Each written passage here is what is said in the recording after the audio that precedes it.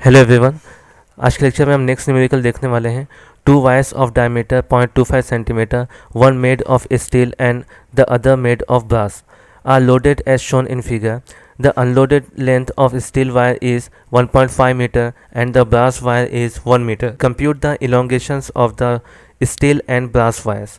तो यहाँ पे देखिए एक डायग्राम दी गई है। यहाँ पे क्या बताया गया है कि दो वायर्स हैं, एक कॉपर वायर है और एक स्टील वायर है। पहला जो है वो स्टील वायर है, उसकी लेंथ जो है 1.5 मीटर है और दूसरा दिया गया है आपको कि उसका जो वेट दिया गया है उसको लगाया है वो 4 kg लगाया गया है।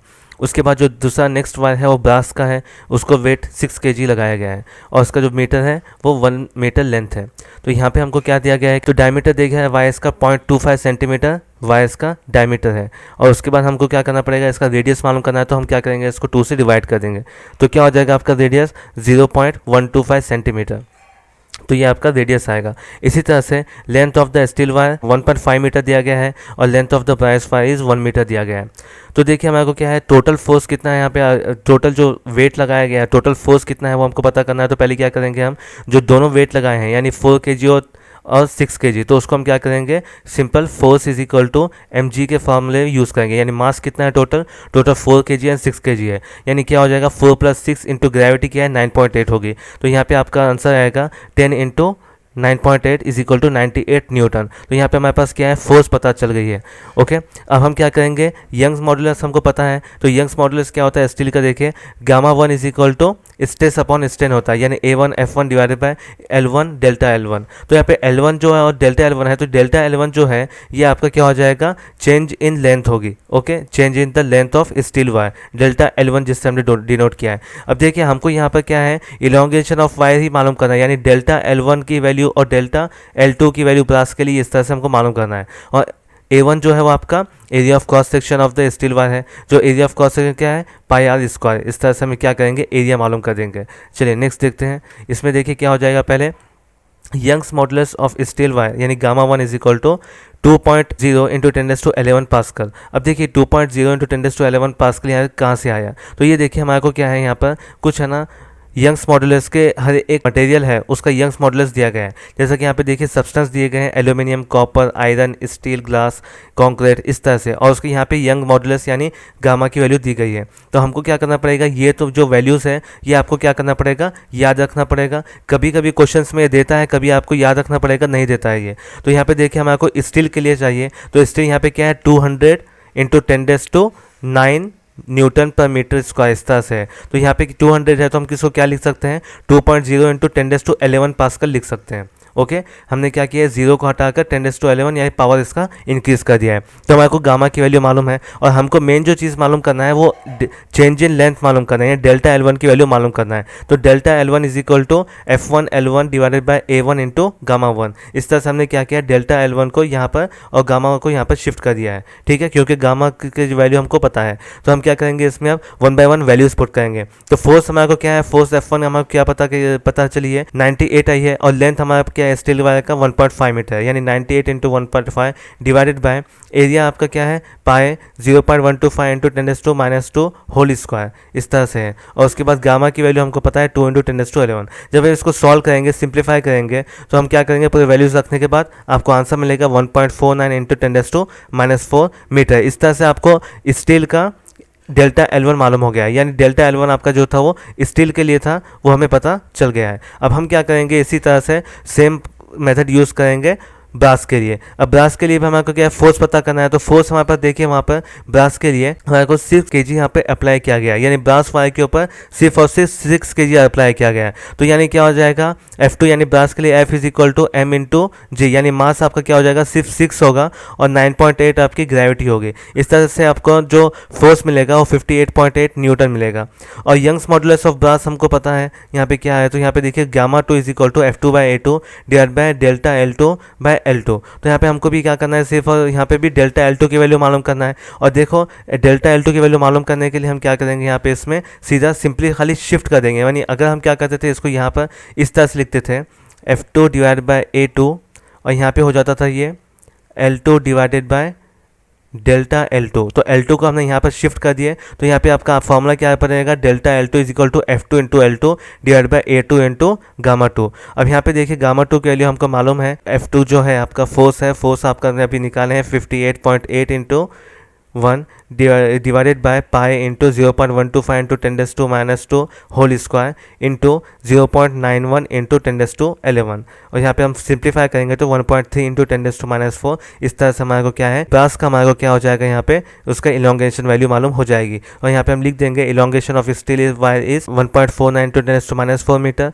और elongation of the brass wire is 1.3 into 10⁻⁴ metre. तो इस तरह से हम क्या करेंगे, इसको सिंपली इस तरह से सॉल्व करेंगे। ओके, नेक्स्ट क्वेश्चन है, the edge of an aluminum cube is 10 cm long. One face of the cube is firmly fixed to a vertical wall. A mass of 100 kg is then attached to the opposite face of the cube. The shear modulus aluminum is 25 gigapascal. What is the vertical deflection of this face? तो यहाँ पे दिया गया है एक vertical क्या है, एक वॉल है समझ लीजिए, और यहाँ पे क्या क्या है, एक क्यूब को उसमें क्यूब को इस तरह से लटकाया गया है और उसके एक साइड के ऊपर उसके ऊपर कुछ वैल्यू कुछ है ना मास लगाया गया है जो है 100 kg, ठीक है, और ये क्यूब के ऊपर एक साइड से बना हुआ है। तो हमको यहाँ पे क्या है, यहाँ पे आपको टोटल जो डिफ्लेक्शन है वाट वर्टिकल डिफ्लेक्शन कितना है वो आपको बताना है। यानी हम क्या करेंगे, इसको यहाँ पे डेल्टा L1 की वैल्यू हमको यहाँ पे पता करना है। तो यहाँ पे क्या करेंगे, देखिए शेयर मॉडुलस क्या होता है आपका 25 गीगाहर्ट्ज़ हमको दिया गया है। हम इसको क्या करेंगे, गीगा को नॉर्मल में कनेक्ट करेंगे तो क्या हो जाएगा 10⁻9 से मल्टीप्लाई करेंगे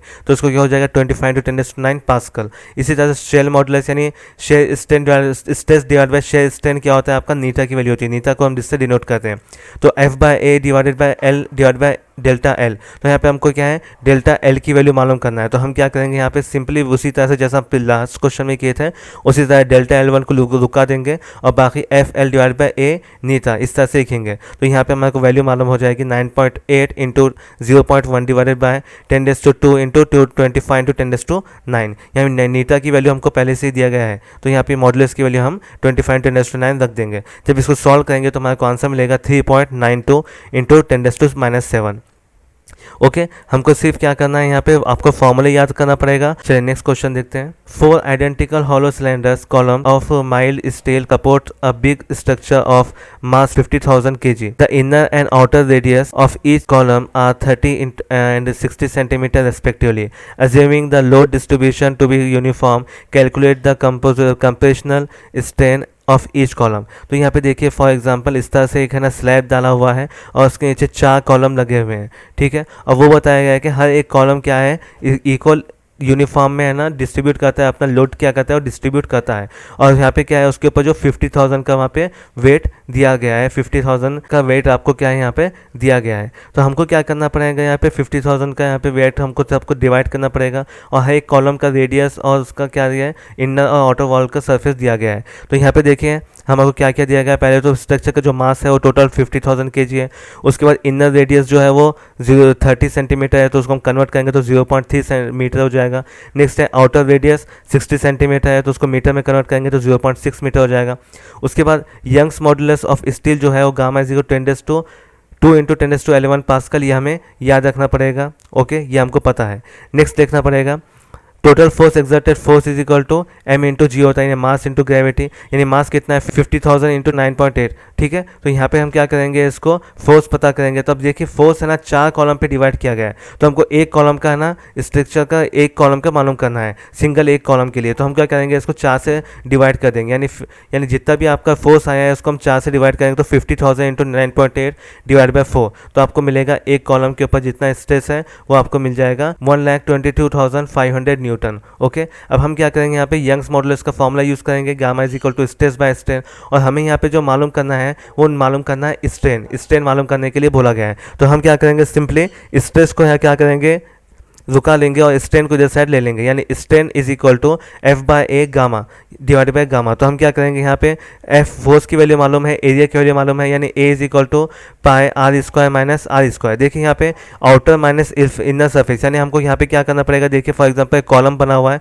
इसके आउटर सरफेस जो है और ये इनर सरफेस है, ठीक है। ये जो आउटर सरफेस है वो आपके 0.6 मीटर है और इनर सरफेस आपके 0.3 मीटर है। तो हम ये दोनों मानेंगे तो इसके हमको विड्थ जो है और आपकी मोटाई हमको मालूम मालूम हो जाएगी। तो हम क्या करेंगे, इसको दोनों को माइनस कर देंगे। तो हम यहाँ पे आ जाएगा pi R square minus R square is equal to pi 0.6 square minus 0.3 square. इस तरह से हम क्या करेंगे, ये जो एरिया की जगह पे हम ये पुट कर देंगे। Strain is equal to 1,22,500 divided by pi. ये पूरी वैल्यू पुट करने के बाद इसको हम सॉल्व करेंगे तो आंसर मिलेगा 7.22 इंटू 10⁻⁷। तो ये देखो कॉम्प्रेशन जो एक कॉलम के ऊपर है वो 7.22 इंटू 10⁻⁷ जो है वो कॉम्प्रेशन स्ट्रेन यहाँ पर एक के ऊपर है, एक कॉलम के ऊपर है। इसी तरह से यहाँ पे देखिए ये सिविल इंजीनियरिंग में यही काम आता है कि किस तरह से स्ट्रेन होगा और किस तरह से स्ट्रेस होगा एक कॉलम के ऊपर। ये सब काउंट करने के बाद ही हम क्या कर सकते हैं, इसको ये जो लोड है वो इक्वली डिवाइड कर सकते हैं और ये बहुत ज़्यादा इंपॉर्टेंट होता है। चलिए नेक्स्ट देखते हैं। A piece of copper having a rectangular cross section of 15.2 mm into 19.1 mm is pulled in tension with 44,500 Newton force producing only elastic deformation. Calculate the resulting strain.